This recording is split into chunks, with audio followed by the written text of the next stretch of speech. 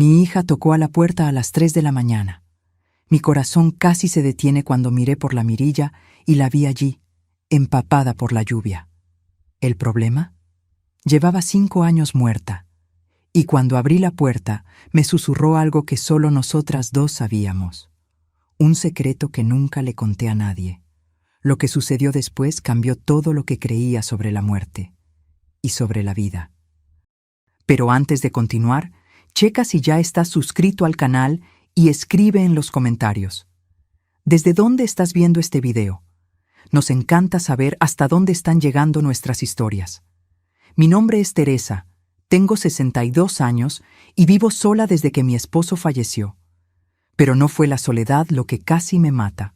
Fue lo que pasó una noche de marzo, cuando todo lo que conocía sobre la realidad empezó a derrumbarse.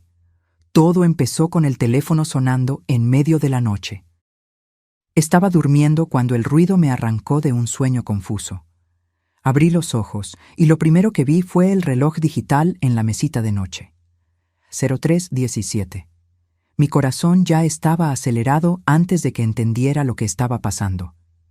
¿Quién llama a esta hora? Nadie llama a las 3 de la mañana con buenas noticias. Me senté en la cama, con todo el cuerpo tenso. El teléfono seguía sonando, insistente, como si quien estuviera del otro lado supiera que estaba despierta y dudando. Me tembló la mano cuando agarré el aparato. Por un instante, pensé en no contestar, pero algo dentro de mí, tal vez curiosidad, tal vez miedo, me obligó a apretar el botón verde. ¿Hola? Mi voz salió ronca, casi un susurro. Silencio. No era ese silencio vacío de una llamada caída. Era un silencio pesado, como si hubiera alguien respirando del otro lado, pero conteniendo el aire. Sentí un escalofrío recorrer mi espalda. ¿Hola? ¿Quién habla? Y entonces escuché. Una voz de mujer, baja, distante, como si viniera de muy lejos. Mamá. Se me heló la sangre. Esa voz. Yo conocía esa voz. Mamá, tengo frío. El teléfono se me cayó de la mano y golpeó el suelo. Me quedé paralizada en la cama, temblando de pies a cabeza. No podía ser. No era posible. Esa voz era de Sofía, mi hija, mi Sophie. Pero Sofía llevaba muerta 5 años. Tenía solo 28 años cuando sufrió el accidente. Un accidente de coche en una noche lluviosa, volviendo del trabajo. Dijeron que fue instantáneo, que no sufrió. Pero yo sí sufrí. Todos los días durante los últimos 5 años, sufrí. Y ahora, en medio de la noche, esa voz... Recogí el teléfono del suelo con manos temblorosas. La llamada se había cortado. Me quedé sentada allí, en la oscuridad de mi habitación, tratando de procesar lo que había sucedido. Mi mente racional intentaba encontrar explicaciones. Estaba soñando. Era una broma de mal gusto. Me estaba volviendo loca de tanta soledad. Pero en el fondo de mi corazón, lo sabía. Esa era la voz de mi hija. Me levanté de la cama. Mis piernas temblaban. Me puse la bata y fui a la cocina. Necesitaba agua. Necesitaba calmar mis nervios. La casa estaba sumergida en una oscuridad sofocante. Solo la luz tenue del poste de la calle entraba por las rendijas de las cortinas, creando sombras extrañas en las paredes. Mientras bebía agua, apoyada en el fregadero, intentaba convencerme de que había sido solo una pesadilla muy real. Ya había soñado con Sofía antes, muchas veces. A veces me despertaba llorando, aún sintiendo el olor de su perfume, aún escuchando su risa. Pero aquello había sido diferente. El teléfono había sonado de verdad. Yo había contestado de verdad. Fue entonces cuando escuché el ruido. Un crujido suave, como si alguien estuviera pisando la madera vieja del pasillo. Me congelé, con el vaso aún en la mano. La casa estaba completamente en silencio, excepto por el zumbido distante del refrigerador. Esperé, conteniendo la respiración. Nada. Estaba a punto de convencerme de que lo había imaginado cuando volví a escuchar. Pasos, lentos, cautelosos. Venían del pasillo que conducía a la puerta principal. Mi corazón se disparó. Puse el vaso en el fregadero con cuidado, tratando de no hacer ruido. Mi mente corría. ¿Había entrado algún ladrón?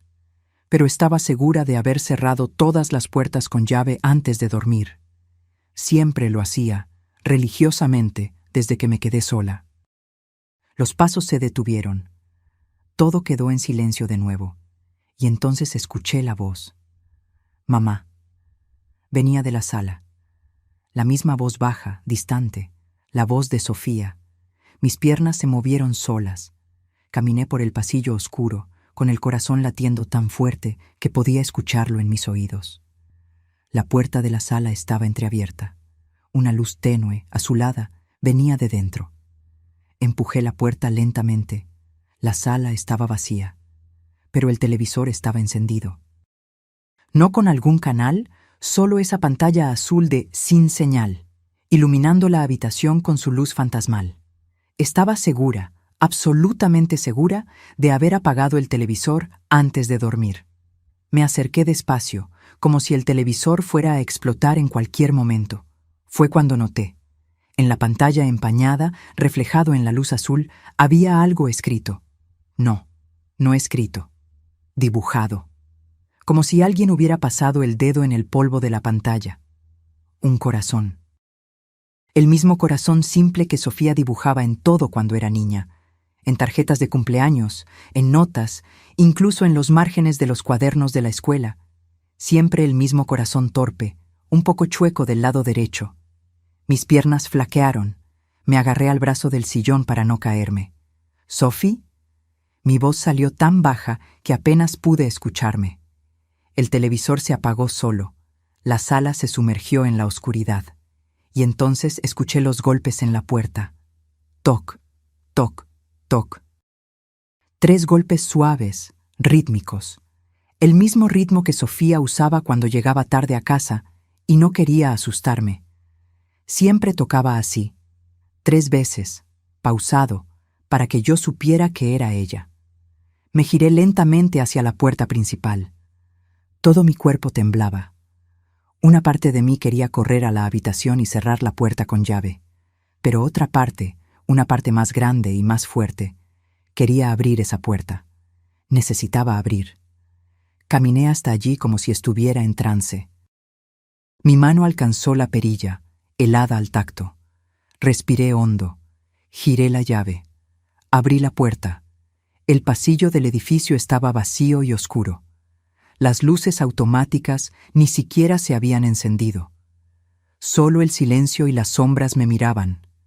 Pero en el suelo, justo enfrente de la puerta, había algo. Un pañuelo. Un pañuelo de seda azul con pequeñas flores blancas. Yo conocía ese pañuelo. Se lo había regalado a Sofía en su último cumpleaños. Ella lo llevaba puesto el día del accidente. Recogí el pañuelo con manos temblorosas. Estaba mojado, como si hubiera estado bajo la lluvia, pero no estaba lloviendo.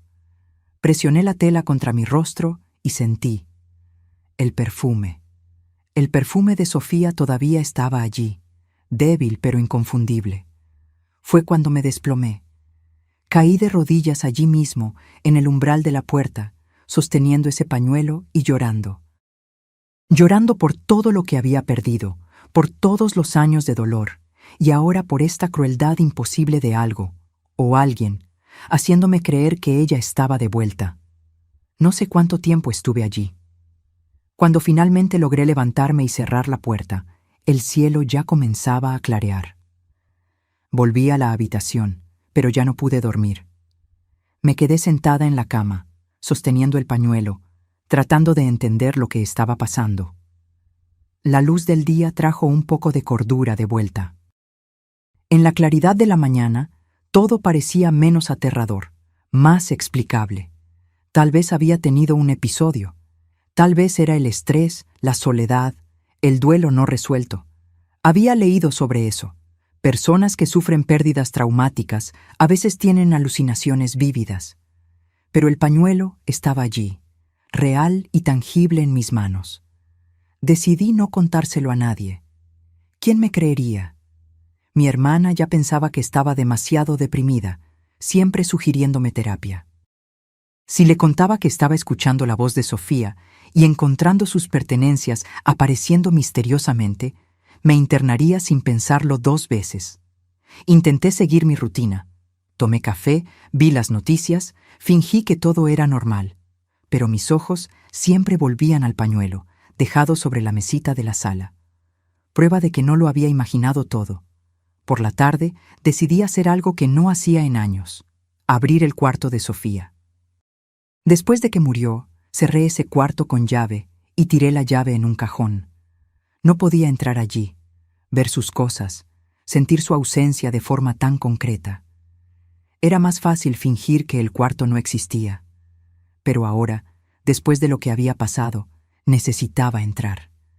La llave estaba donde la había dejado, en el fondo del cajón de la cocina, debajo de pilas de cuentas antiguas y recibos. La agarré y fui hasta la puerta cerrada al final del pasillo. Me tembló la mano al encajar la llave en la cerradura. Por un momento dudé. ¿Sería capaz de lidiar con esto? Giré la llave y abrí la puerta. El olor me golpeó primero. Ese perfume característico de ella, mezclado con moho y aire estancado. El cuarto estaba exactamente como ella lo había dejado.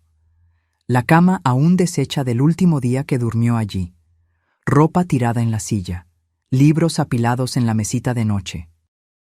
Era como entrar en una cápsula del tiempo, en un mundo donde Sofía todavía estaba viva y solo había salido por unos minutos. Entré despacio, cada paso pesado de recuerdos. En la pared, fotos de ella en varios momentos de su vida. Sofía niña, con uniforme escolar. Sofía adolescente, haciendo muecas a la cámara. Sofía adulta, graduada, hermosa y radiante. Me senté en su cama y dejé correr las lágrimas. Había evitado ese lugar durante tanto tiempo, pero ahora parecía necesario. Como si necesitara estar allí para entender lo que estaba pasando. Fue cuando noté algo extraño. Su escritorio, generalmente cubierto de papeles y bolígrafos, estaba limpio. No, no solo limpio. Había algo sobre él, un cuaderno. Un cuaderno que yo nunca había visto antes, con tapa negra y sin ninguna marca. Me acerqué y agarré el cuaderno. Era nuevo. Las páginas aún tenían ese olor a papel fresco. Abrí en la primera página y mi corazón casi se detiene.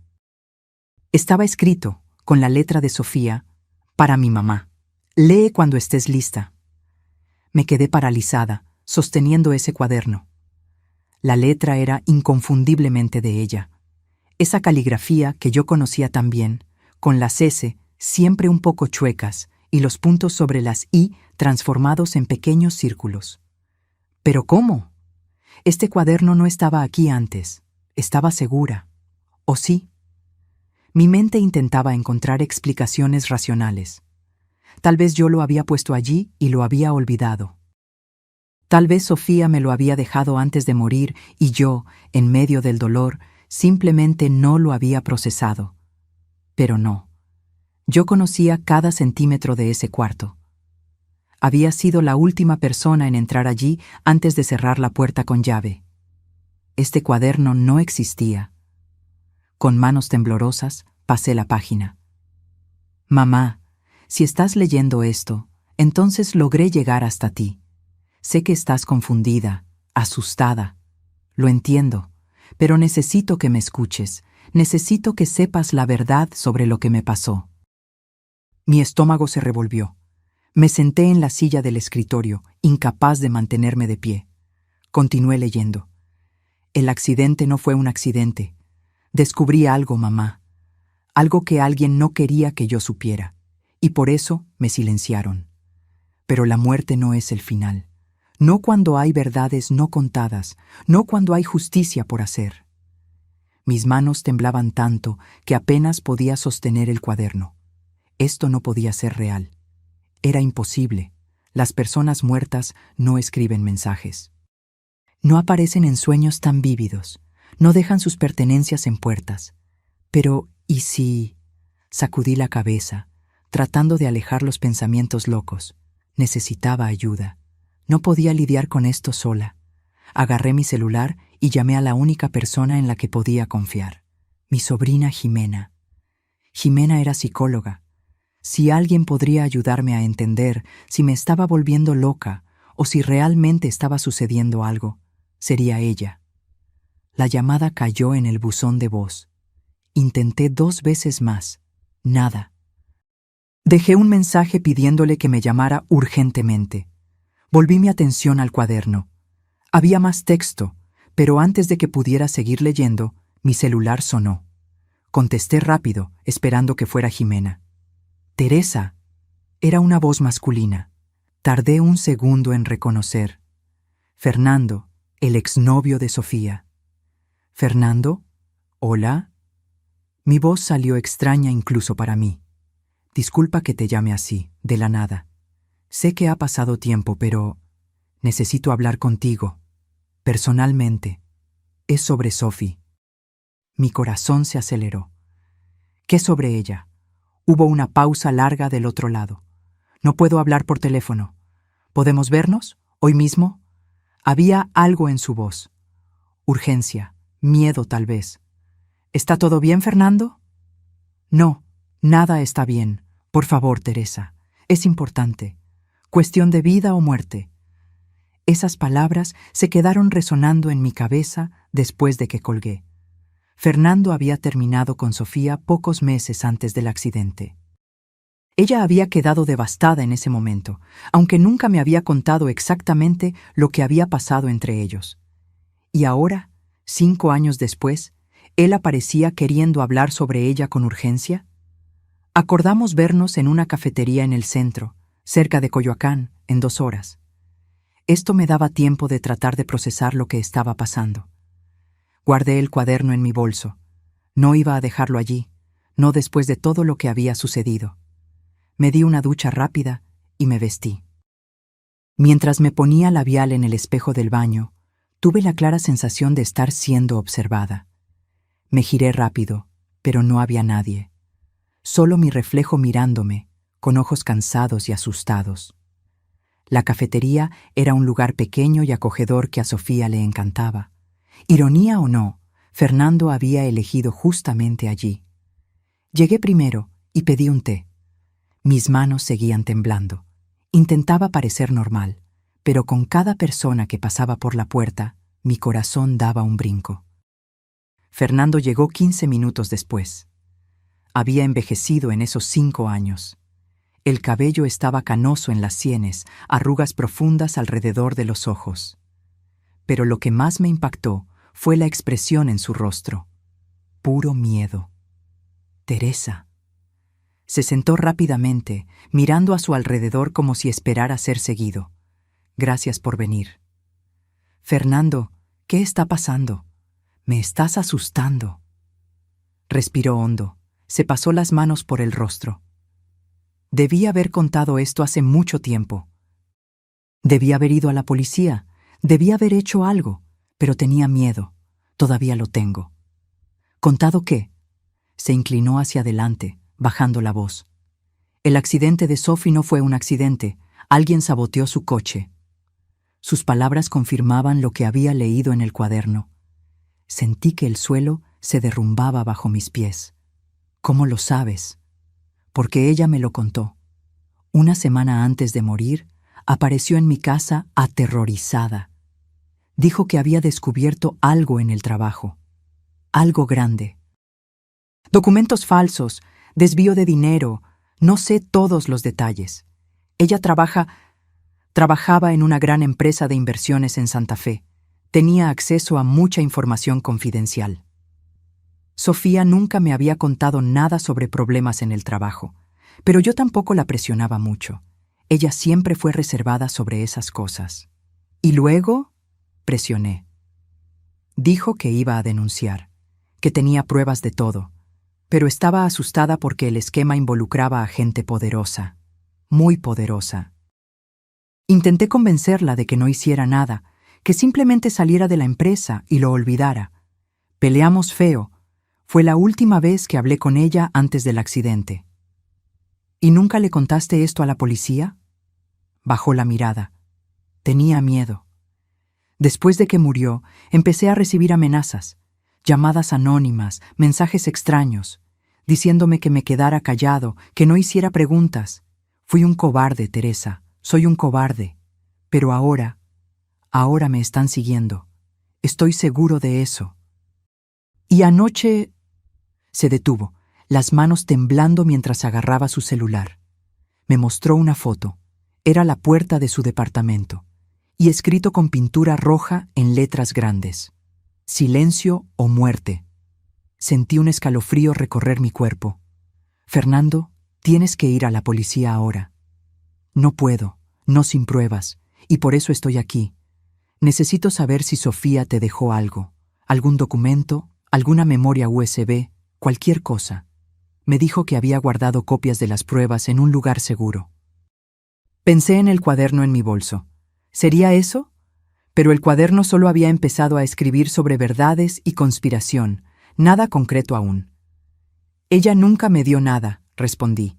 Nunca ni mencionó tener problemas. Fernando pareció derrumbarse.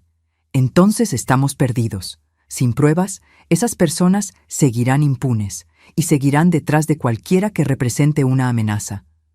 ¿Por qué no te fuiste? ¿Cambiaste de ciudad, de país? Lo intenté, pero tienen ojos en todas partes. El primer mes después de su muerte, planeé salir del país. El día que iba a viajar, mi coche fue vandalizado. Todas mis cuentas bancarias fueron invadidas. Mi pasaporte desapareció misteriosamente. El mensaje era claro: no hay escapatoria. Nos quedamos en silencio por un momento. El ruido de la cafetería a nuestro alrededor parecía distante, amortiguado. Yo procesaba todo aquello, tratando de encajar las piezas. Teresa, Fernando me miró con intensidad. Si descubres algo, cualquier pista sobre lo que Sofía estaba investigando, avísame. Pero ten cuidado, esas personas no están jugando. Se levantó para irse, pero agarré su brazo. Fernando, me han estado pasando cosas extrañas, muy extrañas. Le conté todo. La llamada en medio de la noche, la voz de Sofía, el pañuelo, el cuaderno.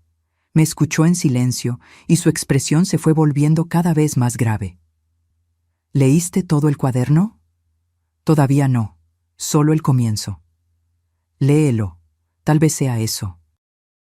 Tal vez Sofía encontró una forma de comunicarse. Fernando, ¿estás escuchando lo que dices?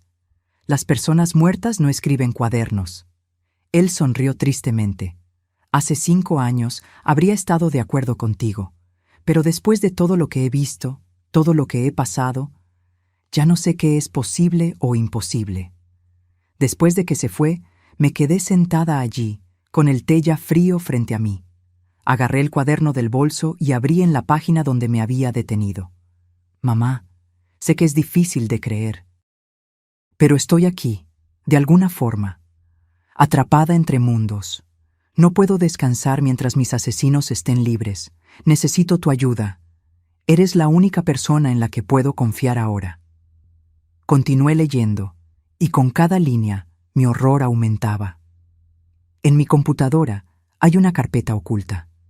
La contraseña es el día de tu cumpleaños seguido del mío. En esa carpeta encontrarás todo. Todos los documentos, todas las pruebas que reuní. Pero cuidado, mamá. Esas personas son peligrosas. Me mataron sin dudarlo. No lo pensarán 2 veces antes de hacer lo mismo contigo. Mi computadora. La laptop de Sofía estaba en su departamento. Después de su muerte, yo había empacado todas sus cosas y las había guardado en un almacén. Nunca tuve el valor de tocar nada. Pero la laptop... ¿Dónde estaba la laptop? Intenté recordar. Sí, estaba en el armario de su cuarto, en el estante de arriba. La había dejado allí mismo, junto con otros aparatos electrónicos suyos. Pagué el té a toda prisa y prácticamente corrí a casa. Ya estaba anocheciendo cuando llegué al edificio. Las luces del pasillo parpadeaban levemente, proyectando sombras extrañas en las paredes. Subí las escaleras en lugar de usar el elevador. No quería quedarme atrapada en un espacio pequeño con los pensamientos que corrían en mi cabeza. Cuando llegué a mi piso, noté algo mal. La puerta de mi departamento estaba entreabierta. Estaba absolutamente segura de haber cerrado con llave cuando salí. Siempre cerraba. Empujé la puerta despacio, con el corazón en la garganta. ¿Hay alguien ahí? Silencio. Entré con cuidado. La sala estaba patas arriba, cojines tirados en el suelo, cajones abiertos, libros esparcidos. Alguien había revuelto mi casa. Y por la destrucción estaba buscando algo específico. Con miedo de hacer ruido, caminé silenciosamente hasta el cuarto de Sofía. La puerta que yo había dejado cerrada estaba abierta de par en par. El cuarto había sido revuelto también. El colchón arrancado de la cama, el armario abierto, ropa esparcida por todas partes. Y el estante de arriba del armario estaba vacío. La laptop había desaparecido. Me quedé paralizada en medio del cuarto destruido, tratando de procesar lo que estaba viendo. Alguien había invadido mi casa. Alguien que sabía exactamente qué buscar. La laptop de Sofía, con todas las pruebas que había reunido, había desaparecido. Mi primer instinto fue llamar a la policía. Agarré el celular con manos temblorosas, pero antes de que pudiera marcar, escuché un ruido. Viniendo de la cocina, pasos suaves, cautelosos. Aún había alguien dentro del departamento. Se me heló la sangre. Miré alrededor buscando algo para defenderme. Agarré un pisapapeles de metal que estaba tirado en el suelo. No era mucho, pero era mejor que nada. Caminé despacio hacia la cocina, cada paso cuidadosamente silencioso. La puerta de la cocina estaba cerrada. Respiré hondo, agarré el pisapapeles con fuerza y empujé la puerta de golpe. Vacío. Pero la ventana estaba abierta, las cortinas ondeando con el viento. Corrí hasta allí y miré hacia afuera.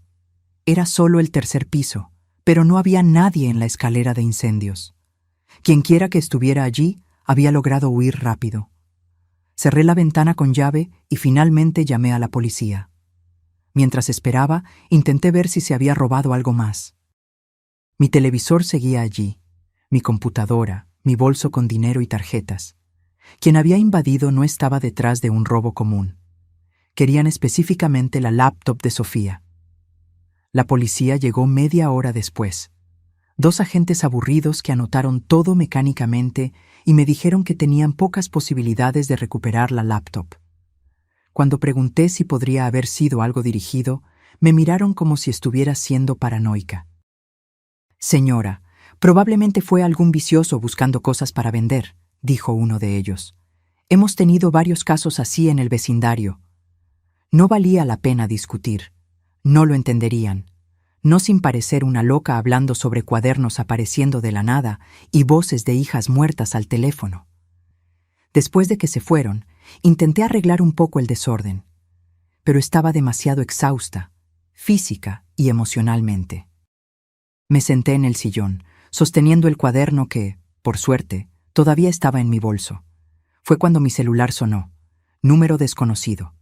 Pensé en no contestar, pero algo me hizo aceptar la llamada. ¿Hola?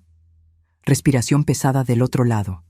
Luego, una voz distorsionada, como si pasara por un modificador de voz. Deja de buscar. ¿Quién eres? Eso no importa. Lo que importa es que dejes de hacer preguntas. Olvida el pasado. Acepta que tu hija murió en un accidente y sigue adelante. O terminarás igual que ella. La llamada se cortó antes de que pudiera responder. Me quedé mirando el teléfono, temblando de pies a cabeza. La amenaza había sido clara. Estaba en peligro real. Una parte de mí quería escuchar el consejo. Parar, olvidar, seguir adelante. Era la opción segura, la opción sensata. Pero otra parte, la parte que acababa de descubrir que su hija fue asesinada, no podía simplemente rendirse. Abrí el cuaderno nuevamente, buscando más información. Las páginas siguientes contenían nombres, una lista de personas involucradas en el esquema que Sofía había descubierto. Empresarios respetados, políticos influyentes, gente con poder y recursos para hacer desaparecer cualquier cosa. Uno de los nombres me llamó la atención, Dr. Ricardo Montoya. Yo conocía ese nombre. Era el jefe de Sofía en la empresa de inversiones. Había ido a su funeral, me había dado el pésame Incluso me había enviado flores. Todo ese tiempo, siendo amable y atento, mientras tal vez sabía exactamente lo que le había pasado a mi hija. Sentí una rabia quemar dentro de mí, una rabia que no sentía hace mucho tiempo. No iba a dejar que esas personas ganaran. No iba a dejar que el sacrificio de Sofía fuera en vano. Pero necesitaba ser inteligente. Sola, era vulnerable. Necesitaba aliados. Agarré el celular y llamé a Jimena nuevamente. Esta vez ella contestó. «Tía Teresa, disculpa por no haberte devuelto la llamada antes. Estaba con un paciente». «¿Qué pasó?» Le conté todo. Cada detalle, desde la llamada de medianoche hasta la invasión. Jimena me escuchó en silencio y pude sentir la preocupación creciendo en su voz. «Tía, tienes que salir de ahí, ahora. Ven a mi casa, a la Roma». «No puedo huir, Jimena, no cuando estoy tan cerca de descubrir la verdad». «La verdad no vale tu vida. Si esas personas son tan peligrosas como parecen, estás en serio riesgo». «Lo sé, pero no puedo simplemente rendirme con Sophie». Hubo una pausa larga. «Está bien, pero no haces nada sola. Yo te voy a ayudar. Y conozco a alguien que puede ayudarnos también. Un periodista de investigación, Javier. Si me mandas esa información, él puede saber qué hacer con ella». Sentí un alivio al saber que ya no estaba sola en esto. Tomé fotos de todas las páginas del cuaderno y se las envié a Jimena. Ella prometió contactar al periodista y llamarme de vuelta. Después de la llamada, intenté dormir un poco. Pero cada ruido me hacía saltar. Cada sombra en la pared parecía una amenaza. En algún momento de la madrugada, finalmente caí en un sueño agitado. Y soñé con Sofía. Estaba parada en un lugar oscuro, usando la misma ropa del día del accidente. Pero no había heridas, ninguna señal del trauma que la mató. Solo me miraba con esos ojos tristes. «Mamá, tienes que ir a la oficina. Hay una cosa allí que no encontraron. Está en mi casillero, detrás de los archivos viejos. Una carpeta roja. Es la única copia que queda». «Sophie, tengo tanto miedo». Ella sonrió, esa sonrisa que yo conocía tan bien. «Lo sé, pero eres más fuerte de lo que crees. Siempre lo fuiste». Me desperté con el sol entrando por la ventana. El sueño había sido tan vívido que parecía real. Una carpeta roja en su casillero. ¿Sería solo mi subconsciente creando pistas donde no las había? ¿O sería realmente Sofía tratando de guiarme? Decidí arriesgarme. La oficina de Sofía había cerrado hace 3 años, pero el edificio, en Santa Fe, todavía existía. Si lograba entrar, tal vez encontraría algo. Jimena me llamó temprano. «Tía, hablé con el periodista Javier. Quiere reunirse contigo esta tarde. Pero hay algo. Investigó algunos de los nombres que enviaste. Esto es grande, tía. Muy grande. Involucra lavado de dinero internacional, vínculos con organizaciones criminales. Si las pruebas de Sofía son sólidas, puede derribar a mucha gente poderosa. ¿Y eso es bueno? Depende. Para la justicia sí. Para tu seguridad, no tanto. Esas personas harán lo que sea para proteger sus secretos. Entonces necesito encontrar las pruebas antes de que las destruyan». Le conté sobre el sueño y la carpeta roja. Jimena dudó. «Tía, no sé si es una buena idea. Invadir un edificio. No es invasión si yo tenía acceso. Algunos empleados antiguos aún deben estar allí. Puedo decir que fui a buscar cosas personales de Sophie». «Está bien, pero yo voy contigo». Acordamos vernos frente al edificio corporativo al mediodía. Mientras tanto, intenté ordenar un poco el desorden que había quedado en el departamento. Cada objeto que agarraba me recordaba a Sofía. Fotos, cartas, pequeños objetos personales. Mi hija había dejado tanto de sí en ese lugar. Encontré una caja debajo de la cama que no había sido tocada por los invasores. Dentro había álbumes de fotos antiguos. Me senté en el suelo y comencé a hojear. Sofía bebé, niña, adolescente. Cada foto un recuerdo, cada recuerdo un puñal en el corazón. En el fondo de la caja encontré algo inesperado. Una carta. dirigida a mí, con la letra de Sofía, pero nunca abierta. El sobre estaba amarillento, como si hubiera sido escrito hace mucho tiempo. Abrí con cuidado.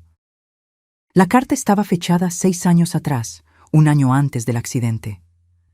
Mamá, si estás leyendo esto, es porque algo me pasó. Quiero que sepas que siempre te amé, más que a cualquier cosa. Y quiero que sepas que, si algo me sucede, no fue un accidente. Hay cosas que descubrí, cosas que no puedo contar ahora, pero guardé pruebas. En la oficina, en mi casillero, hay una carpeta roja. En ella está todo. Si algo me pasa, por favor, encuentra esa carpeta. Haz justicia. Te amo para siempre, Sophie. Mis lágrimas cayeron sobre el papel. Sofía lo sabía. Ella sabía que estaba en peligro y había intentado avisarme. Pero por alguna razón, esa carta nunca llegó a mí. Tal vez perdió el valor. O tal vez pensó que estaba siendo paranoica. Ahora estaba segura. El sueño no había sido coincidencia. La carpeta roja existía. Y yo necesitaba encontrarla. Jimena me esperaba frente al edificio de oficinas donde Sofía había trabajado, en la zona de Santa Fe. El edificio era uno de esos inmensos de vidrio espejado, frío e impersonal. Al mirarlo, imaginé cuántos secretos guardaban esas paredes. «Tía, ¿estás segura de esto?» Jimena agarró mi brazo mientras caminábamos hacia la entrada. «Estoy segura». La recepcionista era nueva. No me reconoció. Dije que estaba allí para recoger pertenencias personales de mi hija que había trabajado allí años atrás. Ella dudó, pero después de algunas explicaciones y de mostrar mi identificación comprobando que era la madre de Sofía, nos dejó pasar. El piso donde ella trabajaba ahora está ocupado por otra empresa, nos informó. Pero los casilleros antiguos todavía están al fondo, en la bodega. No sé si aún queda algo de su hija. Tomamos el elevador hasta el 10º piso. Mi estómago se revolvía con cada piso que pasaba. Cuando las puertas se abrieron, fuimos recibidas por una recepción moderna, llena de plantas y una secretaria sonriente. ¿Podemos ayudar en algo?, expliqué de nuevo. Ella fue amable, mandó a un empleado a guiarnos hasta la bodega. Era una habitación grande al fondo del piso, llena de cajas de cartón apiladas y muebles viejos. En la esquina había una fila de casilleros metálicos oxidados. «Son de la empresa antigua de su hija», explicó el empleado. «Nunca los hemos tocado. Si quieren buscar, siéntanse libres. Vuelvo en un rato». Tan pronto como se fue, Jimena y yo comenzamos a buscar. Había unos 20 casilleros. La mayoría estaban vacíos o llenos de papeles viejos y material de oficina. «Tía, mira esto». Jimena señaló un casillero en la esquina. Tenía una etiqueta descolorida con el nombre S. Santos, Sofía Santos. Intenté abrir, pero estaba cerrado con llave. No tenía la llave. Miré alrededor buscando algo para forzar la cerradura. Jimena se quitó un pasador del cabello. «Aprendí esto en una película», dijo con una media sonrisa nerviosa. Tomó unos minutos de intentos frustrados, pero finalmente la cerradura cedió. El casillero se abrió con un chirrido. Estaba casi vacío. Algunos bolígrafos viejos, un saco olvidado. Y al fondo, detrás de una pila de carpetas vacías, una carpeta roja. Mi corazón se aceleró. Agarré la carpeta con manos temblorosas y la abrí. Dentro había documentos, muchos documentos. Informes financieros, estados de cuenta bancarios, correos electrónicos impresos, fotos y una memoria USB pegada en la contracubierta. «Es esto», susurré. «Es esto mismo». Jimena miró por encima de mi hombro, con los ojos muy abiertos. «Tía, esto aquí tiene nombres de diputados, empresarios. Dios mío, Sophie descubrió un esquema gigante». Cerré la carpeta rápidamente. «Necesitamos salir de aquí, ahora». Pero cuando nos giramos hacia la puerta, ésta se abrió. 3 hombres entraron. A uno de ellos lo reconocí de las fotos del funeral. Dr. Ricardo Montoya, el antiguo jefe de Sofía. Teresa, dijo con una sonrisa que no le llegaba a los ojos. ¡Qué sorpresa encontrarte aquí! Doctor Montoya. Intenté mantener la voz firme, escondiendo la carpeta detrás de mí. Él notó el movimiento. ¿Buscando algo específico? Solo cosas personales de mi hija. Claro. Dio un paso al frente. Los dos hombres con él, claramente seguridad privada, bloquearon la puerta. Sabes, Teresa, Sofía era una empleada ejemplar, dedicada, inteligente. Una pena lo que pasó. Fue realmente una pena, respondí, sintiendo a Jimena tensa a mi lado.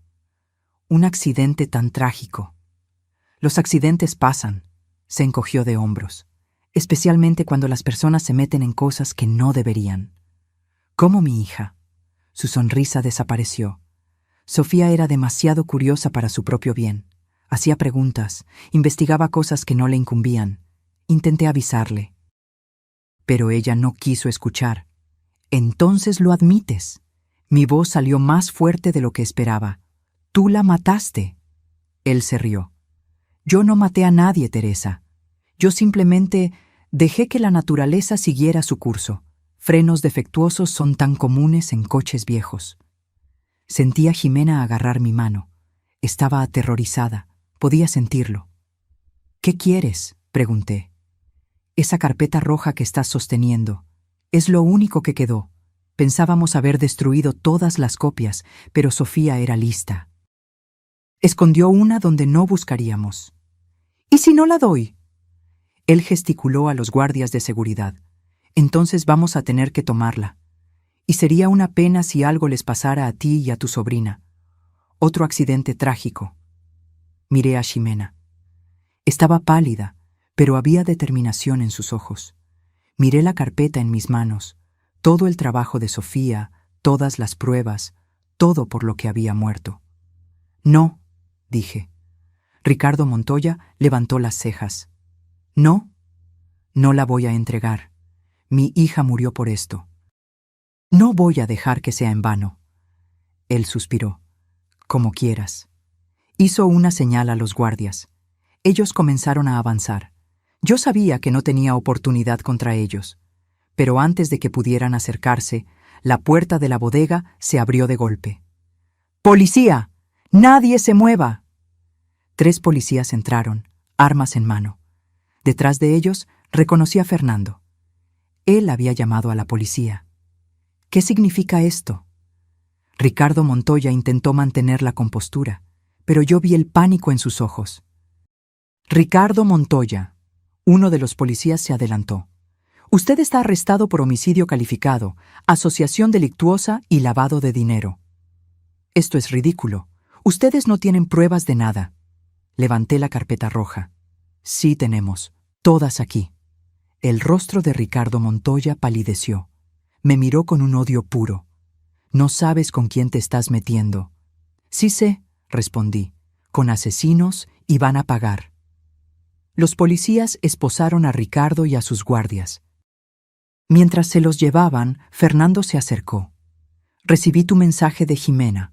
Pensé que era mejor traer refuerzos. Gracias, murmuré, aún temblando por la descarga de adrenalina. En los días siguientes, todo sucedió rápido. El contenido de la carpeta roja era aún más explosivo de lo que imaginábamos. Además de los nombres que ya conocíamos, había evidencia de corrupción en múltiples niveles del gobierno, lavado de dinero internacional y vínculos con el crimen organizado. Sofía había pasado meses reuniendo estas pruebas, documentando cada transacción sospechosa, cada conversación comprometedora. Había sido meticulosa, cuidadosa, y había pagado el precio máximo por su valentía. El periodista, Javier, que Jimena había contactado, hizo una serie de reportajes. La historia estalló en los medios de comunicación de Ciudad de México y más allá. Se hicieron arrestos. Políticos renunciaron. Empresas fueron investigadas. Fue un escándalo nacional. Y durante todo esto, yo cargaba el cuaderno de Sofía conmigo. No había aparecido nada más en él desde aquel primer mensaje, pero yo sentía que ella todavía estaba cerca de alguna forma, observando mientras la justicia finalmente se hacía. Una noche, algunas semanas después de los arrestos, estaba en casa organizando los documentos del proceso. El teléfono sonó. Sin pensar, contesté. Mamá. La voz de Sofía, clara como el cristal. ¿Sophie? Lo lograste, mamá. Hiciste lo que yo no pude hacer. Estoy muy orgullosa de ti. Lágrimas rodaron por mi rostro. ¿Estás en paz ahora? Lo estoy. Puedo seguir adelante. Pero mamá, hay una cosa que necesito que sepas. ¿Qué? Esa noche, antes del accidente, iba a visitarte, iba a contarte todo, pero me dio miedo ponerte en peligro. Pensé que sería más seguro mantenerte lejos de esto. Sophie, no fue tu culpa. Lo sé, pero necesitaba que lo supieras, y necesitaba que supieras que te amo. Siempre te amé. En cada momento, en cada respiración. Eres la mejor mamá que alguien podría tener. Yo también te amo, mi amor. Tanto. Adiós, mamá. Cuídate. Y sé feliz. Vive la vida que yo no pude vivir. La llamada se cortó, y de alguna forma supe que era la última vez. Sofía había logrado lo que necesitaba. Ahora podía descansar. Los meses siguientes fueron una montaña rusa emocional. El juicio de Ricardo Montoya y sus cómplices se prolongó, cada audiencia trayendo nuevas revelaciones impactantes. Yo estaba allí en todas ellas, sentada en la primera fila, sosteniendo la foto de Sofía contra mi pecho. El abogado defensor intentó de todo, cuestionó la autenticidad de los documentos, alegó que eran montajes, que habían sido plantados, pero los peritos confirmaron, todo era real. Cada firma, cada transacción, cada correo electrónico comprometedor. Sofía había sido impecable en su investigación. Durante una de las audiencias, miré a Ricardo en el banquillo de los acusados. Estaba diferente al hombre confiado que había enfrentado en la bodega. Estaba más delgado, con ojeras profundas. Cuando nuestras miradas se cruzaron, desvió los ojos rápidamente. Pero no todo eran victorias. Una noche, volviendo de la audiencia, noté un coche siguiéndome. Era un sedán negro con vidrios oscuros. Me siguió por 3 cuadras hasta que estacioné frente a una estación de policía. Solo entonces se alejó. Las amenazas volvieron también. Llamadas anónimas, mensajes en redes sociales. Firmaste tu sentencia de muerte. Ni toda la policía del mundo puede protegerte. Te vamos a atrapar cuando menos lo esperes. Jimena insistió en que fuera a vivir con ella temporalmente en su departamento de la colonia Roma. Me negué al principio, pero después de despertarme una noche con mi ventana rota y una piedra en medio de la sala con un billete amenazador, terminé cediendo. Su departamento era pequeño pero acogedor. Tenía un cuarto de huéspedes donde me arregló un espacio. Las primeras noches apenas pude dormir. Cada ruido me hacía saltar. Cada sombra era una amenaza potencial. Tía, tienes que hablar con alguien, me dijo Jimena una mañana, después de encontrarme despierta por 3ª noche consecutiva. Un terapeuta. Todo esto es demasiado traumático para procesarlo sola. Ella tenía razón. Empecé a ir a terapia 2 veces por semana. Al principio fue difícil. Hablar sobre Sofía, sobre el descubrimiento de que había sido asesinada, sobre las amenazas, sobre el miedo constante, pero poco a poco comenzó a ayudar. Mi terapeuta, la doctora Claudia, era una mujer tranquila de unos 50 años. Nunca me juzgó cuando le conté sobre las llamadas de Sofía, sobre el cuaderno apareciendo, sobre sentir su presencia. El duelo se manifiesta de formas misteriosas, me explicó en una sesión, especialmente cuando hay asuntos no resueltos. Tu mente puede haber creado estos mecanismos como forma de procesar la pérdida y buscar justicia. Pero, ¿y si no fue mi mente?, pregunté. ¿Y si Sofía realmente encontró una forma de comunicarse? La doctora Claudia sonrió suavemente. Incluso si es real en el sentido sobrenatural, no importa. Lo que importa es que encontraste la fuerza para buscar la verdad, para hacer justicia. Sofía, desde donde quiera que esté, debe estar orgullosa. Mientras el juicio continuaba, el periodista, Javier, mantenía la historia viva en los medios. Era un hombre de unos 40 años, cabello canoso, siempre con una carpeta llena de papeles y una grabadora en el bolsillo. Nos reuníamos regularmente para que me mantuviera al tanto de los desarrollos de la investigación. Otros nombres estaban siendo investigados, otros hilos se estaban tirando. El esquema descubierto por Sofía era aún mayor de lo que imaginábamos. «Teresa», me dijo en uno de nuestros encuentros, «tu hija era una heroína. Lo sabes, ¿verdad?» Sonreí tristemente. Era mi hija, mi niña valiente que siempre quiso cambiar el mundo. Y lo cambió. Gracias a ella, decenas de personas corruptas están siendo responsabilizadas. Millones de pesos desviados están siendo recuperados. Las leyes están cambiando. Era reconfortante saber que la muerte de Sofía no había sido en vano, pero nada la traería de vuelta. Nada llenaría el vacío que su ausencia dejó. Una tarde, estaba en el departamento de Jimena cuando sonó el teléfono. Era Fernando. «Teresa, tienes que ver esto. Enciende la televisión en el canal de noticias». Encendí, y allí estaba, en letras grandes: Ricardo Montoya y otros 9 acusados condenados. Las sentencias suman más de 200 años de cárcel. Me senté en el sillón, con las piernas temblorosas. Estaba hecho. Finalmente estaba hecho. Se había hecho justicia.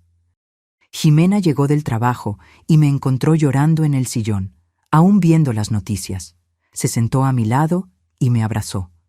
«Ella puede descansar en paz ahora», Jimena susurró. «Y tú también». Pero había algo que todavía me molestaba.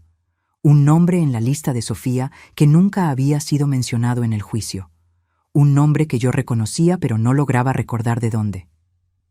Patricio Cárdenas. Busqué en los documentos de los que tenía copias.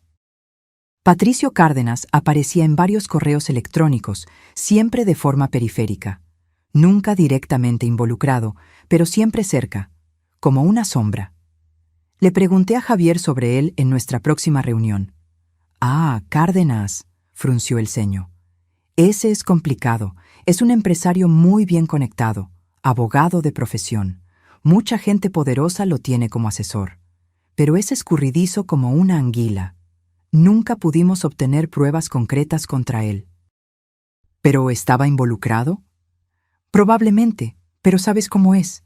Los peces gordos siempre tienen capas de protección, testaferros, cuentas offshore, empresas fantasma. Incluso con todo lo que Sofía descubrió, él logró mantenerse limpio. Esto me molestó. La idea de que alguien involucrado en el asesinato de mi hija todavía estaba libre, viviendo su vida normalmente. Comencé a investigar sobre Patricio Cárdenas por mi cuenta. Las noches en que no podía dormir, me quedaba en la computadora buscando información. Era sorprendente cuánto se podía descubrir con algo de persistencia y conocimientos básicos de Internet. Cárdenas era realmente bien conectado. Fotos de él en eventos sociales de alto nivel en Ciudad de México. Casado, 2 hijas. Una vida aparentemente perfecta, pero había grietas si sabías dónde buscar. Empresas que habían quebrado misteriosamente después de procesos que él condujo. Personas que habían desaparecido después de amenazar con exponer esquemas en los que él estaba involucrado. Estaba tan absorta en la investigación que no noté a Jimena parada en la puerta del cuarto. «Tía, ¿qué estás haciendo?», salté, cerrando la laptop rápidamente. «Nada, solo, investigando». Ella entró y se sentó en la cama a mi lado. «Tía, tienes que parar. El juicio terminó. Los culpables están en la cárcel. Tienes que seguir adelante». ¿Cómo puedo seguir adelante sabiendo que hay gente que ayudó a matar a mi hija y está libre por ahí? Porque no puedes salvar al mundo sola. Porque ya hiciste más de lo que cualquiera podría esperar. Porque necesitas vivir tu vida. Sabía que ella tenía razón, pero algo dentro de mí no podía dejarlo pasar. Esa noche tuve una pesadilla. Estaba conduciendo en una carretera oscura. De repente, los frenos fallaban. Intentaba detener el coche, pero solo aceleraba. Delante de mí veía a Sofía parada en medio de la carretera. Ella no se movía, solo me miraba. Intenté gritar, avisar, pero ningún sonido salía. El coche iba directo hacia ella y... Me desperté sudando, con el corazón acelerado. Me tomó unos segundos recordar dónde estaba. Departamento de Jimena, segura. Sofía había muerto hacía 5 años. Era solo una pesadilla, pero se sentía tan real. Me levanté y fui a tomar agua a la cocina. Eran las 3 de la mañana. La ciudad afuera estaba en silencio. Miré por la ventana hacia las calles vacías abajo.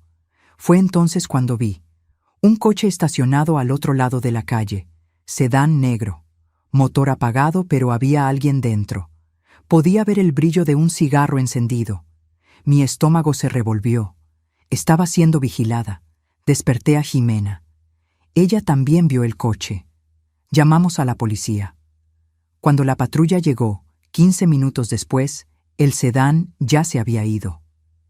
Probablemente solo alguien esperando a un amigo, dijo el policía desinteresado. Usted está muy nerviosa, señora.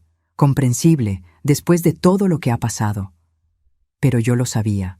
No era paranoia, era real. Al día siguiente, Javier me llamó. Teresa, necesito contarte algo, pero no por teléfono. ¿Podemos vernos? Había algo en su voz que me puso nerviosa. Acordamos en una cafetería discreta lejos del centro. Cuando llegué, él ya estaba allí, revolviendo nerviosamente una taza de café frío. ¿Qué pasa?, pregunté al sentarme. Miró a su alrededor antes de inclinarse hacia adelante. Recibí información de una fuente. Patricio Cárdenas no solo estaba involucrado en el esquema, sino que pudo haber sido el autor intelectual del asesinato de Sofía. Se me heló la sangre. ¿Cómo dices? Él era el abogado que blindaba todo el esquema. Cuando Sofía comenzó a investigar, fue él quien ordenó que la silenciaran. Ricardo Montoya era solo el gerente. Cárdenas era el jefe. ¿Y por qué no llevaste esto a la policía? Porque no tengo pruebas. Son solo rumores, conversaciones captadas informalmente, nada que se sostenga en un tribunal. Y Cárdenas es demasiado poderoso. Si lo publico sin pruebas concretas, me demanda y probablemente me destruye profesionalmente. ¿Entonces va a quedar impune? A menos que aparezcan pruebas concretas, sí. Salí de esa cafetería con la cabeza a mil. Cárdenas, el verdadero responsable de la muerte de Sofía. Y él estaba allí afuera, libre, probablemente vigilándome para asegurarse de que yo no descubriera esto. Esa noche, sola en el cuarto de huéspedes, agarré el cuaderno de Sofía. No lo había abierto en semanas. Las páginas seguían igual. No había aparecido ningún mensaje nuevo. Sophie, susurré al vacío. Si todavía puedes oírme, necesito ayuda. ¿Cómo hago para atrapar a Cárdenas? ¿Cómo pruebo que él fue quien mandó matarte? No esperaba respuesta. Pero cuando desperté al día siguiente, había algo en el cuaderno. Una página que yo estaba segura que estaba en blanco la noche anterior, ahora tenía algo escrito. Busca en la caja fuerte, Banco Central, cuenta 400-182, contraseña, fecha de mi nacimiento. Me quedé mirando las palabras en el cuaderno, con el corazón acelerado. ¿Cómo era esto posible? Había revisado el cuaderno la noche anterior, y esa página estaba en blanco. Ahora, allí estaba, con la letra inconfundible de Sofía, dándome instrucciones específicas. Una parte de mí quería racionalizar. Tal vez yo había escrito esto en estado de sonambulismo. Tal vez mi subconsciente sabía algo que mi mente consciente no procesaba. Pero al mirar esa caligrafía, tan perfectamente idéntica a la de Sofía, era imposible negarlo. Mi hija todavía estaba tratando de ayudarme. Llamé a Ximena y se lo mostré. Ella se puso pálida al ver el nuevo mensaje. Tía, esto no es posible. Lo sé, pero está aquí. Una caja fuerte en el Banco Central. ¿Sabías que Sofía tenía una caja fuerte?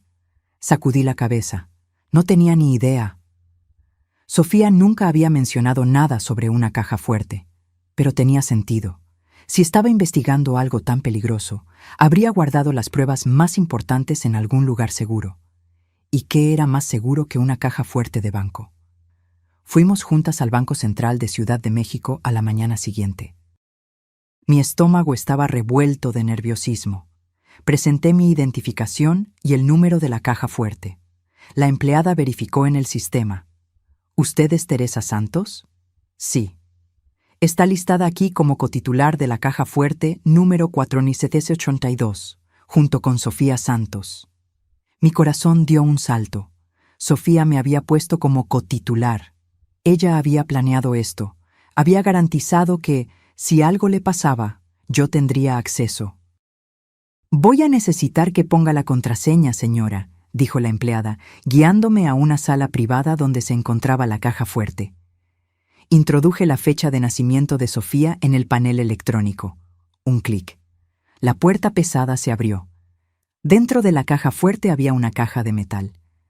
La saqué con manos temblorosas y la abrí. Allí dentro estaba una memoria USB, algunos documentos y una carta. Abrí la carta primero. Estaba dirigida a mí. Mamá, si estás leyendo esto, significa que mis sospechas eran correctas y algo me pasó. En la memoria USB están las pruebas finales que necesitaba. Grabaciones de conversaciones, documentos originales que muestran al verdadero líder de todo el esquema. No pude llevar esto a la policía todavía porque necesitaba algunas piezas más. Pero ahora tienes todo. Úsalo con cuidado.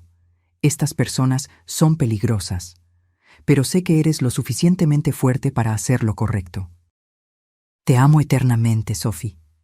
Jimena leyó la carta por encima de mi hombro. Tía, esto es... ¡Guau! Volvimos a su departamento con la caja. Conectamos la memoria USB a la computadora. Había docenas de archivos, audios, videos, PDFs escaneados. Comenzamos por los audios. Eran conversaciones telefónicas, aparentemente grabadas secretamente, y en varias de ellas, una voz que yo no reconocía daba órdenes. Necesitamos deshacernos de ella. Sofía Santos está cavando demasiado hondo. ¿Cómo quiere que lo resolvamos? No quiero saber cómo. Solo hagan que parezca un accidente, y no dejen rastros. Se me heló la sangre al escuchar aquello. Era la prueba, la orden directa de asesinar a mi hija. Necesito saber quién es esa voz, dije temblando.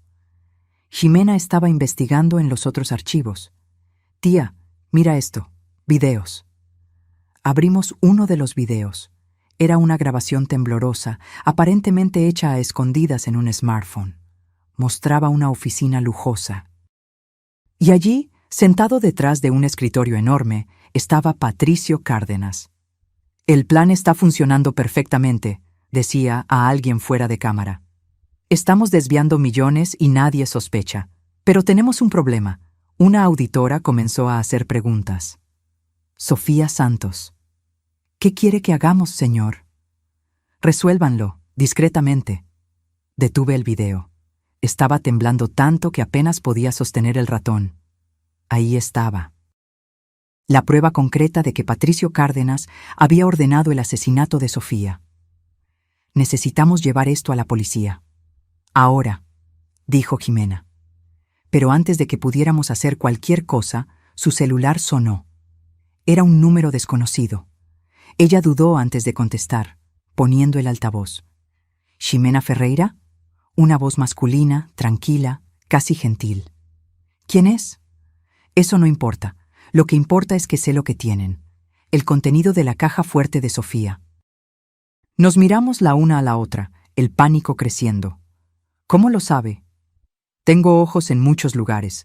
¿Ustedes creyeron que podrían entrar en un banco, abrir una caja fuerte y nadie se enteraría?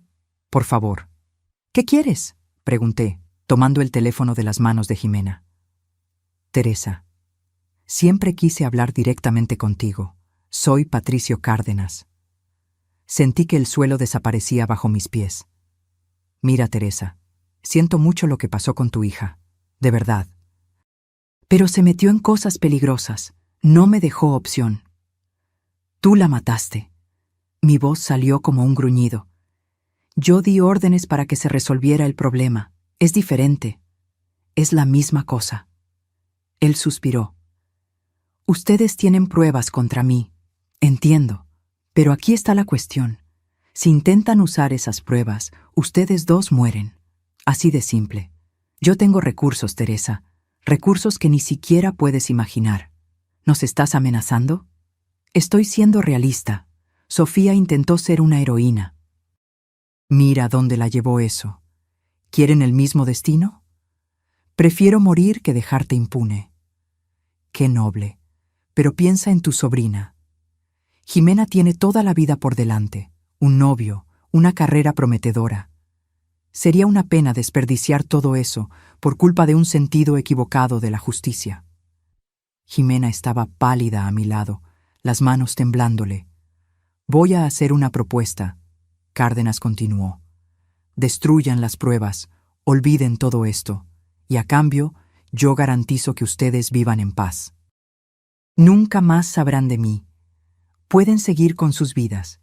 Y tú sigues libre. Yo siempre he estado libre, Teresa. Y siempre lo estaré.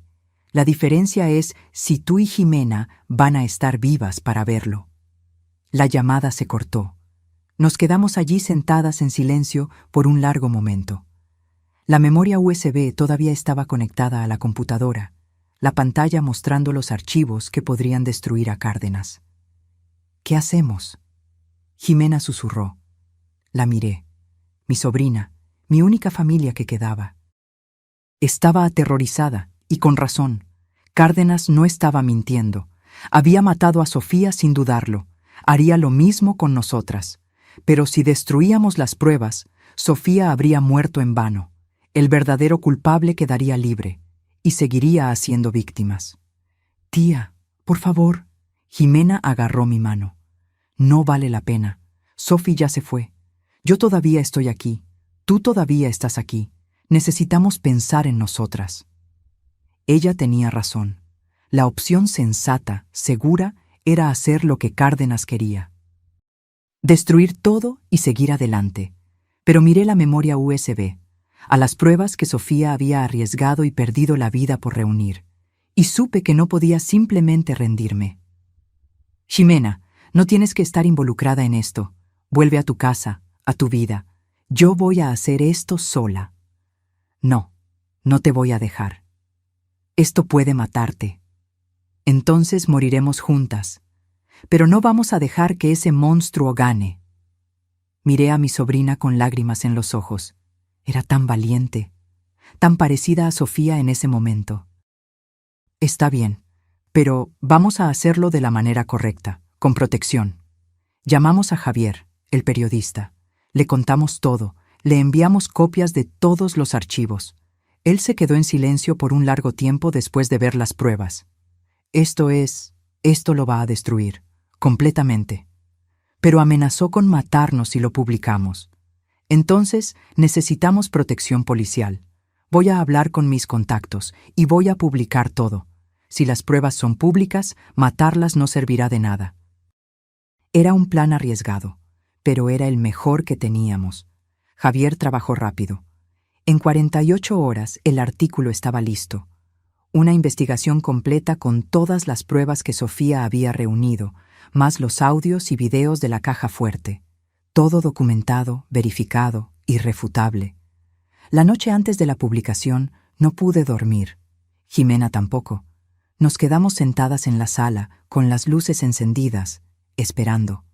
2 policías hacían guardia en la puerta. Seguridad que Javier había logrado conseguir.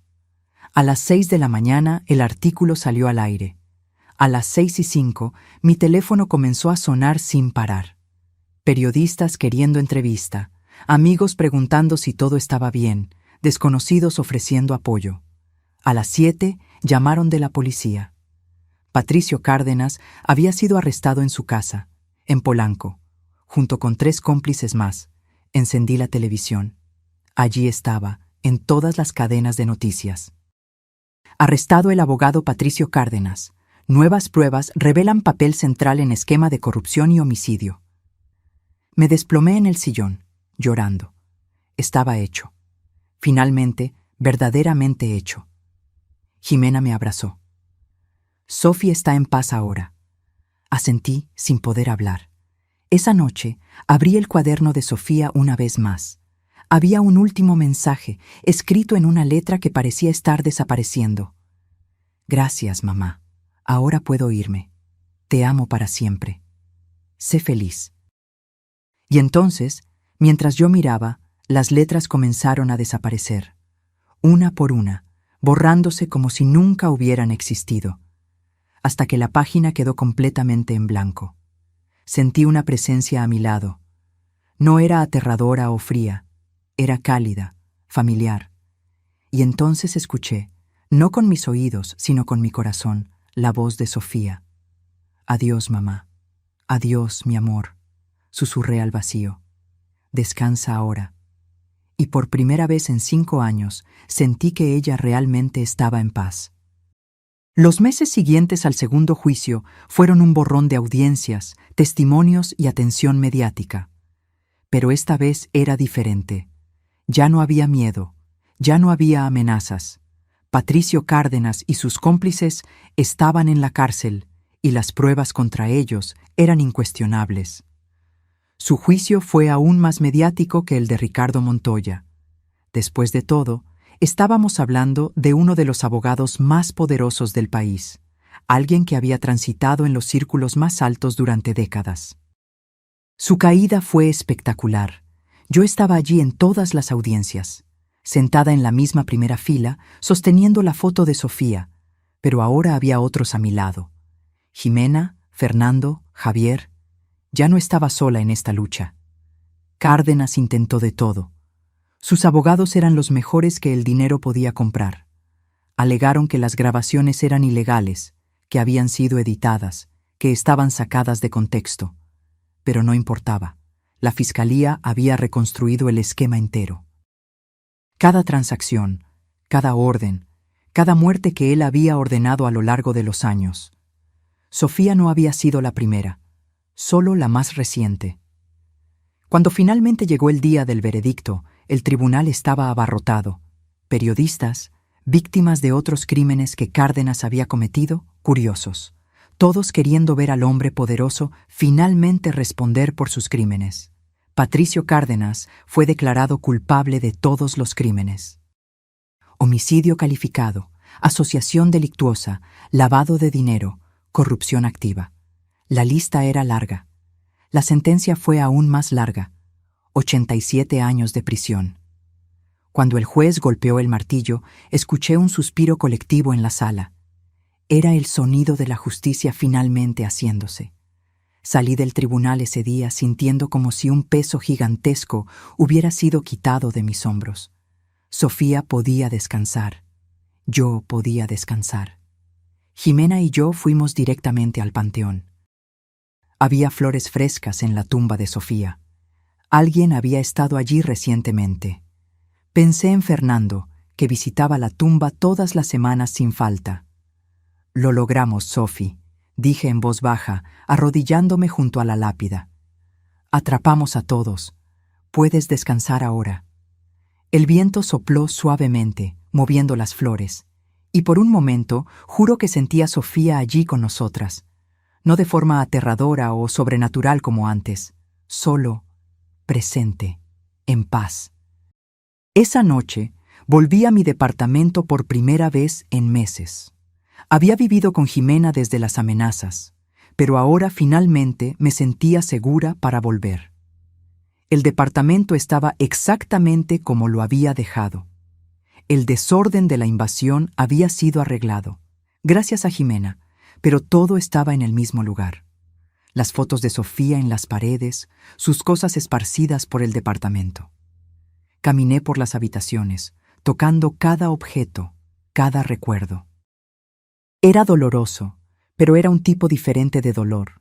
Ya no era ese dolor agudo y desesperado del duelo fresco. Era un dolor suave, nostálgico. El dolor de quien perdió a alguien amado, pero logra recordarlo con cariño. Entré al cuarto de Sofía. Por primera vez desde su muerte, logré sentarme en su cama sin derrumbarme en lágrimas. Miré a mi alrededor, a todos los pedazos de ella esparcidos por el cuarto. «Eras tan especial», murmuré, «tan valiente, tan determinada a hacer lo correcto. Estaba tan orgullosa de ti. Todavía lo estoy». Agarré uno de los ositos de peluche que ella guardaba en la cama. Era viejo, gastado. Había sido su favorito cuando era niña. Lo abracé contra mi pecho. «Te extraño tanto, todos los días. Pero voy a estar bien. Voy a vivir la vida que tú no pudiste vivir. Voy a ser feliz por las dos». Me acosté en su cama, abrazada al osito, y por primera vez en 5 años, dormí toda la noche sin pesadillas. Me desperté con el sol entrando por la ventana. Me levanté y fui a hacer café. Mientras esperaba que el agua hirviera, agarré el cuaderno de Sofía. Estaba en blanco ahora. Todos los mensajes habían desaparecido. Pero no me importaba. Ya no necesitaba mensajes sobrenaturales. Tenía las memorias, tenía los recuerdos, tenía todo lo que Sofía había dejado en vida. Jimena me llamó a media mañana. «Tía, ¿cómo fue la primera noche?» «Tranquila, logré dormir». «Qué bueno. Escucha, Javier quiere reunirse con nosotras. Dijo que tiene una propuesta». Nos reunimos con Javier en un restaurante en el centro. Él estaba animado de una forma que no veía en meses. Entonces comenzó después de que pedimos. «Ustedes saben que la historia de Sofía causó un impacto enorme. No solo por los arrestos, sino por su valentía. Mucha gente se inspiró». «Es una sensación buena saber que su muerte no fue en vano», respondí. «Más que eso, ella cambió cosas. Se están proponiendo nuevas leyes para la protección de denunciantes. Las empresas están revisando sus políticas, y muchas otras personas que tenían miedo de denunciar esquemas de corrupción ahora están dando el paso. Sofía estaría feliz de saber eso. Y es por eso que quiero hacer un libro, contando la historia completa, no solo el esquema y el juicio, sino el viaje de ustedes, la lucha de una madre por la justicia, el legado de una heroína». Miré a Jimena. Ella sonrió animadamente. «No sé, Javier, es muy personal». «Lo sé, y no lo haré sin tu permiso. Pero piénsalo, ¿cuántas otras personas están pasando por lo mismo? Perdieron a alguien en circunstancias sospechosas, sospechan de algo, pero no saben por dónde empezar. Tu historia puede ayudar, puede inspirar, puede salvar vidas». Pensé en ello. La idea de exponer mi dolor, mi viaje, al mundo entero era aterradora. Pero si podía ayudar a otras personas, si podía mantener vivo el legado de Sofía... «Está bien», dije finalmente. «Pero quiero estar involucrada en el proceso. No quiero que la historia de Sofía sea distorsionada o sensacionalizada». «Claro, tendrás control editorial completo». Pasamos los meses siguientes trabajando en el libro. Javier me entrevistó por horas, preguntando sobre Sofía, sobre mí, sobre cada detalle de la investigación. Era doloroso a veces revisitar todo aquello, pero también era catártico. Jimena contribuyó también, compartiendo su perspectiva. Fernando dio una entrevista emocionante sobre su relación con Sofía y su arrepentimiento por no haber sido más valiente cuando ella estaba viva. El libro fue lanzado 1 año y medio después de la condena de Cárdenas. Se llamó La voz del silencio. Cómo una hija muerta trajo justicia del más allá. La respuesta superó cualquier expectativa. El libro se convirtió en un bestseller en pocas semanas en México. Recibí cientos de mensajes de personas que habían sido tocadas por la historia. Algunas compartiendo sus propias experiencias con la pérdida y la búsqueda de justicia. Otras simplemente agradeciendo por haber tenido el valor de no rendirme. Comencé a dar conferencias. En universidades, en eventos corporativos, en encuentros de víctimas de crímenes. Hablaba sobre Sofía, sobre la valentía, sobre nunca rendirse ante la verdad incluso cuando todo parece perdido. Y en cada conferencia sentía que estaba manteniendo viva a Sofía. No solo su memoria, sino sus valores, sus convicciones, su valentía. 2 años después del lanzamiento del libro, recibí una carta. Era de una mujer en Guadalajara que había leído la historia. Ella trabajaba en una empresa donde sospechaba de irregularidades graves. Tenía miedo de denunciar, miedo de las consecuencias. Pero después de leer sobre Sofía, encontró valor. Denunció. Y gracias a eso, se descubrió un esquema de decenas de millones y los responsables fueron arrestados. Tu hija me inspiró a hacer lo correcto, escribió. Y sé que hay riesgo, pero como dijiste en tu conferencia, algunos principios valen más que nuestra propia seguridad. Gracias por compartir su historia. Lloré al leer esa carta. Sofía estaba salvando personas incluso después de muerta. Su legado seguía creciendo. Jimena comenzó a trabajar en una ONG que apoyaba a denunciantes y protegía testigos en casos de corrupción. Estaba inspirada directamente por la historia de Sofía. Fernando se convirtió en un activista, luchando por mejores protecciones legales para quienes denuncian crímenes corporativos. Todos nosotros, cada uno a su manera, manteníamos encendida la llama de Sofía. 3 años después del juicio final, decidí hacer algo que venía posponiendo. Doné toda la ropa de Sofía, sus libros, sus pertenencias. Ya no los necesitaba para recordarla. Ella estaba viva en mi corazón, en las historias que contaba, en el bien que aún hacía en el mundo. Pero guardé algunas cosas. El osito de peluche, algunas fotos, el cuaderno, ahora permanentemente en blanco, pero aún precioso. Y esa noche, sentada en la sala de mi departamento, sentí una paz que no sentía hace años. Sofía estaba en paz. Yo estaba en paz. El viaje había sido largo, doloroso, aterrador, pero valió la pena. Cada lágrima, cada noche sin dormir, cada momento de miedo. Todo valió la pena. Porque al final se hizo justicia. La verdad prevaleció. Y el amor entre madre e hija demostró ser más fuerte incluso que la muerte. Los años pasaron suaves después de eso. No es que el dolor de la pérdida hubiera desaparecido completamente, nunca desaparece cuando pierdes a un hijo.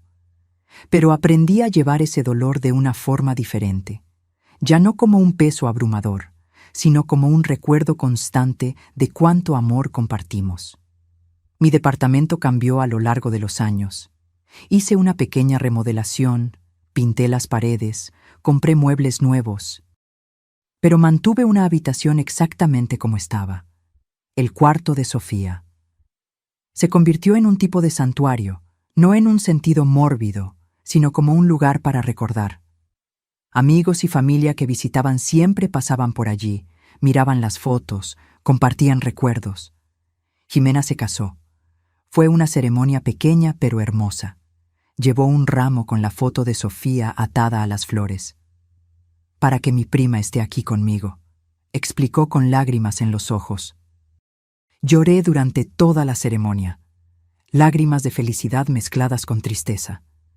Sofía debería haber estado allí, pero de alguna forma yo sabía que lo estaba. Continué con las conferencias.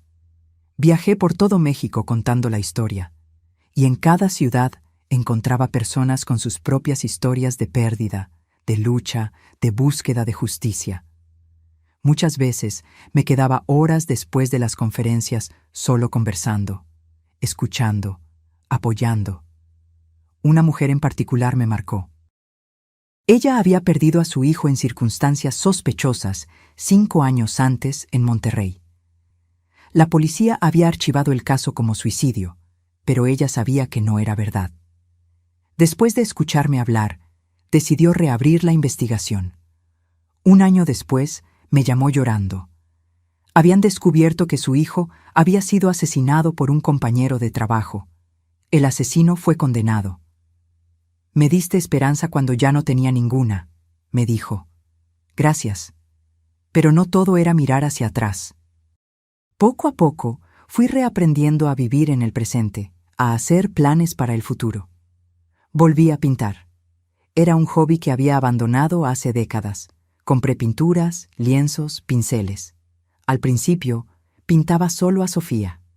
retratos de ella en varias edades, paisajes que amaba, escenas de recuerdos que compartíamos. Pero eventualmente comencé a pintar otras cosas. Naturalezas muertas, abstractos, paisajes. Era terapéutico, liberador. Hice nuevas amistades también. En el grupo de apoyo a enlutados que comencé a frecuentar, conocí a otras madres y padres que habían perdido hijos.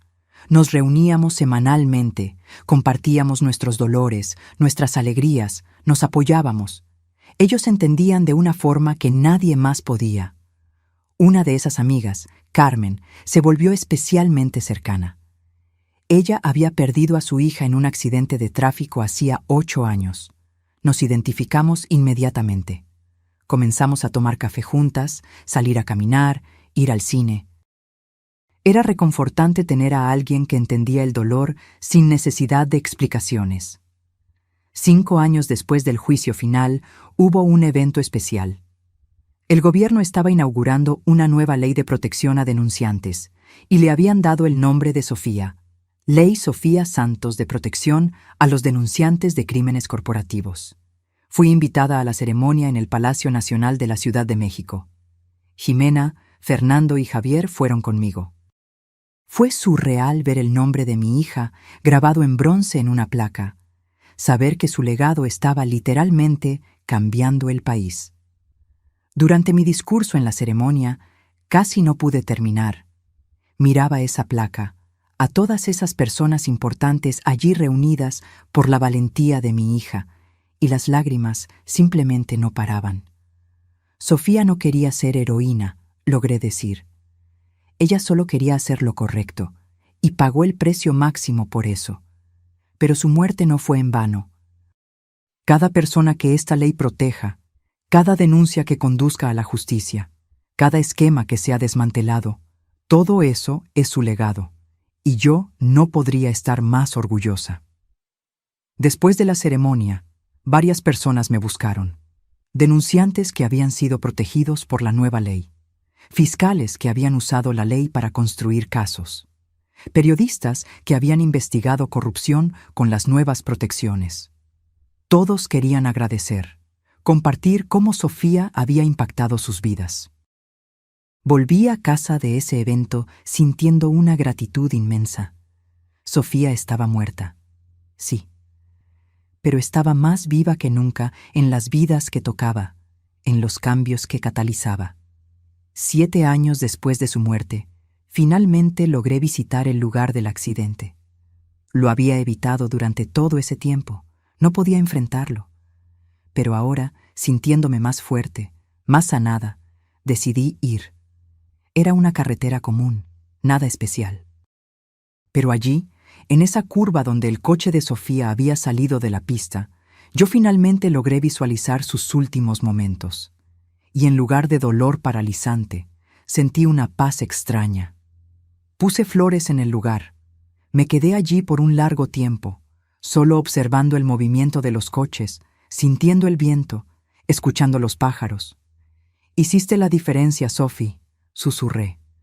Tu vida importó, tu muerte importó, y yo voy a seguir haciendo que importe. Cuando volví a casa ese día, encontré una sorpresa. Mi editor me había llamado. El libro estaba siendo adaptado para una película. Una gran productora había comprado los derechos. Querían contar la historia de Sofía al mundo entero. Estaba dividida al principio. La idea de actores interpretando mi dolor, mi viaje, era perturbadora, pero Jimena me convenció. Piensa en cuántas personas más conocerán la historia, cuántas vidas más pueden ser tocadas, cambiadas. Sophie se lo merece. Participé activamente en la producción. Conocí a la actriz que me interpretaría, una mujer talentosa que se tomó el papel muy en serio. Me entrevistó por horas para capturar mi esencia.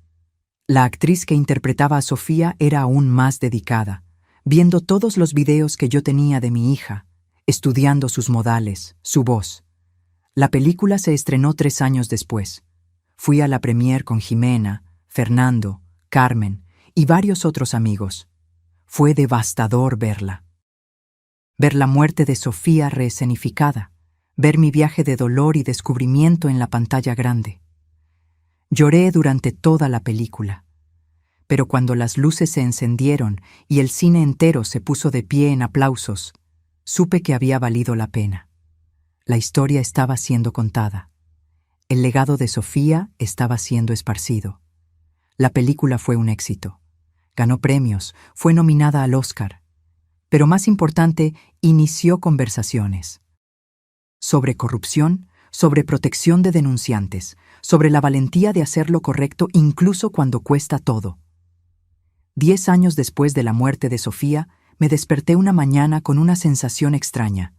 No era dolor, no era tristeza, era aceptación, paz verdadera. Miré la foto de ella en la mesita de noche, mi niña hermosa, congelada para siempre a los 28 años, y sonreí. «Buenos días, mi amor», dije en voz baja.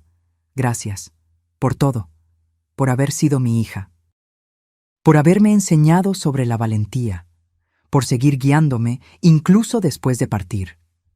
Me levanté y fui a hacer café. Mientras esperaba, abrí el cuaderno por primera vez en años. Todavía en blanco, como estaba desde aquel último mensaje. Pero esta vez agarré un bolígrafo y comencé a escribir. «Querida Sofía, ya son 10 años. 10 años desde que te perdí. 10 años desde que comencé este viaje. Y hoy, finalmente, puedo decir, estoy bien. No superé tu pérdida. Nunca la superaré.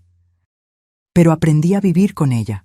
Aprendí a encontrar alegría de nuevo, propósito de nuevo. Tú me enseñaste eso. Incluso en la muerte, seguiste enseñándome». Escribí por páginas, contando todo lo que había pasado en los últimos años, las victorias, las dificultades, las alegrías pequeñas del día a día. Era como escribir una carta, sabiendo que ella la estaba leyendo en algún lugar. Cuando terminé, cerré el cuaderno y lo guardé. Ya no lo necesitaba. Ya no necesitaba señales, ni mensajes del más allá. Tenía todo lo que necesitaba, memorias, amor y la certeza de que Sofía estaba orgullosa de mí. Esa tarde fui a visitar su tumba. Llevé flores frescas, como siempre, pero esta vez no lloré. Solo sonreí. Lo logré, Sophie. Logré vivir. Logré ser feliz de nuevo, y tú estás en todo lo que hago, en cada respiración, en cada día. Nunca te fuiste realmente. Estás aquí. Toqué mi corazón. Para siempre. El viento sopló suavemente, moviendo los árboles alrededor, y juro que escuché, muy bajito, la risa de Sofía. No con mis oídos, sino con mi corazón. Volví a casa con el corazón ligero. Jimena me había mandado mensaje invitándome a cenar. Acepté inmediatamente. Pasé por el supermercado para comprar un postre. Vi una película que quería ver hacía tiempo anunciada en el cine. Compré un boleto para el día siguiente. Estaba viviendo, realmente viviendo. Y sabía que dondequiera que Sofía estuviera, ella estaba sonriendo. Porque al final, eso fue lo que ella siempre quiso. No que yo me quedara atrapada en el pasado, en el dolor, en el duelo, sino que encontrara justicia, sí, y luego siguiera adelante, que viviera la vida que ella no pudo vivir, que fuera feliz por las dos, y eso era lo que yo estaba haciendo. Cada día, cada momento, cada respiración, era por mí y por ella. Esa noche, antes de dormir, miré por la ventana hacia el cielo estrellado. Encontré la estrella más brillante y sonreí. «Buenas noches, Sophie. Te amo. Siempre te amaré. Y gracias por llamarme esa noche, por guiarme, por no dejarme rendir. Salvaste muchas vidas, incluida la mía». Cerré las cortinas y me fui a la cama.